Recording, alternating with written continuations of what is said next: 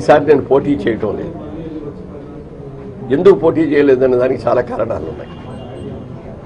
Party బ్రహ్మాండంగా ఉంది.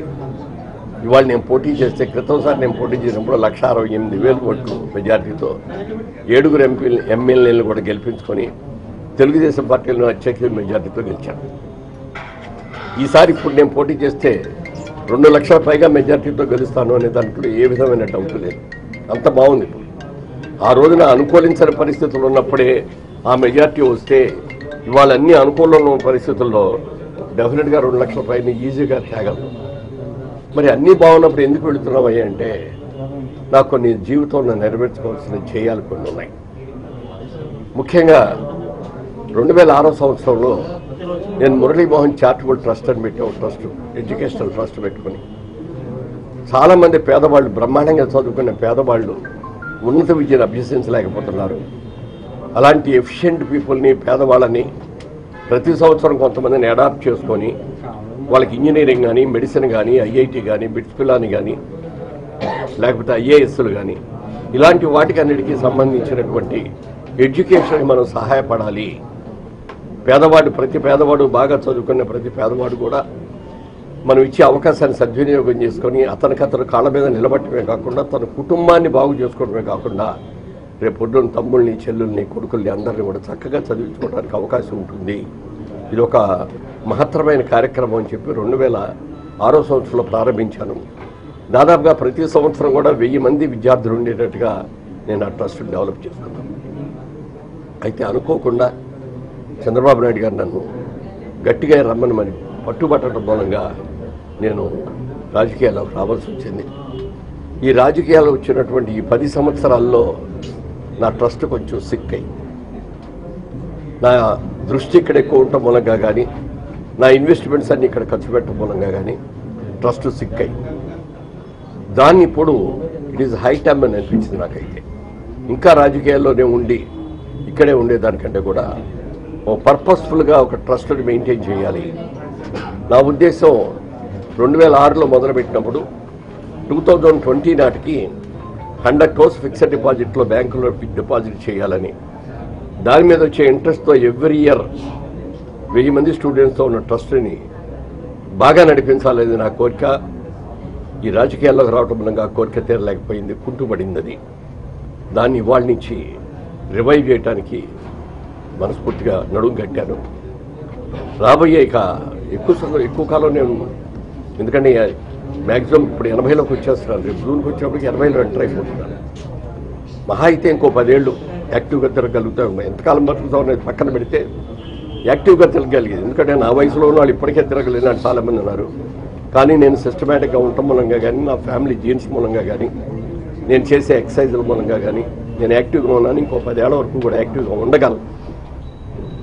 ఈ 10 ఏళ్లలో నేను అనుకున్నట్టుగా 100 crores ఫిక్స్డ్ డిపాజిట్లో పెట్టి రేపు పొద్దున్న నేను ఉన్నా లేకపోయినా కూడా నా ట్రస్ట్ నడవాలి. రేపు పొద్దున్న నా పిల్లలు నడపాలి, నా మనవరాళ్ళు నడపాలి. పేద విద్యార్థులకు అందరికీ కూడా నేను చెయ్యాలి అనేది ఒక పవిత్రమైన బాధ్యతను మనసులో పెట్టుకొని రాజకీయాలకు దూరంగా ఉన్నాను. అంటే రాజకీయాలు వద్దని అనుకోవట్లా. రాజకీయాలు అంటే తెలుగుదేశం పార్టీకి ఒక కార్యకర్తగా నేను ఎన్టీ రామారావు గారు పార్టీ పెట్టినప్పటి నుంచి కూడా ఒక కార్యకర్తగా నేను చేస్తూనే వచ్చాను. పార్టీకి ప్రచారం చేశాను. పార్టీ అభ్యర్థులందరినీ కూడా గెలిపించుకుంటూ వచ్చాను. వాళ్ళందరినీ కూడా దాంట్లో నేను చాలా ఆనందంగా ఫీల్ అయ్యాను. నేను కార్యకర్తగా ఉన్నప్పుడు నేను చాలా ఆనందంగా ఫీల్ అయ్యాను. ఎంతోమంది ఎమ్మెల్యేలకు ప్రచారం చేసి గెలిపించుకున్నాను. దాంట్లో ఉన్న తృప్తి, ఒక ఎంపీగా ఇక్కడికి వచ్చి ఇక్కడ కూర్చొని ఒక రాజమండ్రి పార్లమెంటరీ కాన్స్టిట్యూన్సీకి కట్టుబడిపోయి ఇక్కడే ఉండిపోయిన దానికంటే కూడా నన్ను ఫ్రీ బర్డ్గా ఉంచండి, నేను నాయకుడిగా ఉండాలని అనుకుంటే కూడా నేను కార్యకర్తగా ఉండాలని అనుకుంటున్నాను. పార్టీకి ఏ విధమైన సేవ చేయడానికన్నా నేను సిద్ధంగానే ఉన్నాను. రేపు పొద్దున్న ఈ పార్లమెంట్ కాన్స్టిట్యూన్సీలో నిలబడే అభ్యర్థులను గెలిపించుకోమంటారా, లేదు నన్ను ఫ్రీ బర్డ్గా వదిలేసి ఆంధ్రప్రదేశ్ అంతా కూడా తిరిగి పార్టీ ప్రచారం చేస్తూ అందరినీ గెలిపించుకొని పరిపెడతారో మీ ఇష్టం అండి. మీరు ఏ బాధ్యత ఇచ్చినా చేస్తాను. అంతేగాని నేనేదో ఆశించో, లేకపోతే నన్ను ఎవరో బెదిరిస్తున్నారనో, లేకపోతే పార్టీ గెలవదేమో అనే అనుమానం కానీ ఇలాంటివి ఏమీ లేవు. 100% 100కి 100 పాళ్ళు మళ్ళీ తెలుగుదేశం చంద్రబాబు గారి నాయకత్వంలో అధికారంలో రావటం ఖాయం. మళ్ళీ ఇవాళ మన రాష్ట్రంలో పరిస్థితికి రాష్ట్ర విభజన జరిగిన తర్వాత ఈ 5 సంవత్సరాల్లో ఎంత అభివృద్ధి సాధించాము అంటే దానికి కారణం కేవలం చంద్రబాబు నాయుడు గారి యొక్క అనుభవం, పగలో రాత్రి అనుకుండా కష్టపడేది. ఇది చెప్తా సగం చెప్తుంటే మధ్యలో చేస్తారు.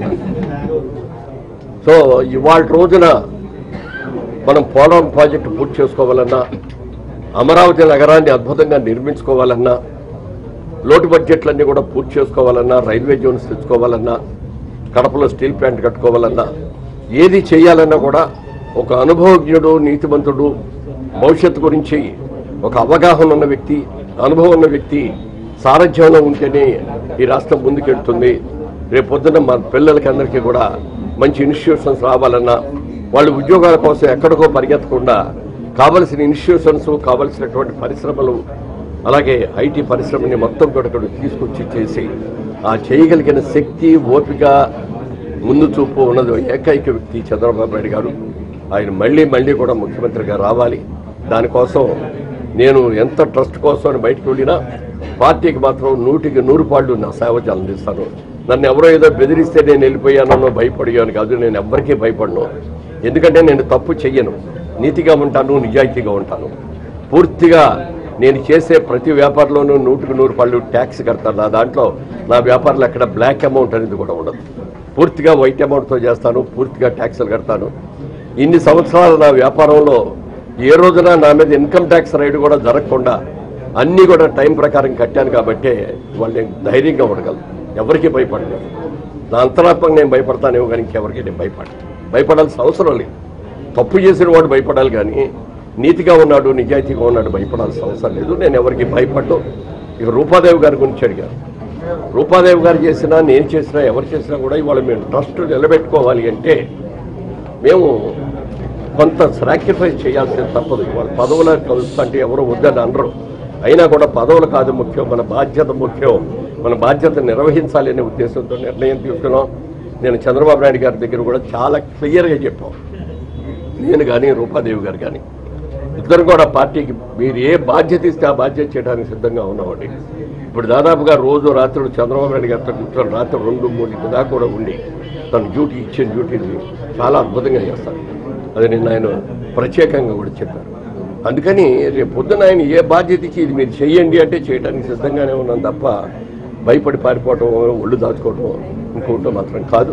మాకు ఎవరి మీద ఏ విధమైన అనుమానాలు కానీ, భయాలు కానీ, బెదిరింపులు కానీ మా మీద ఎవరి మీద లేదు.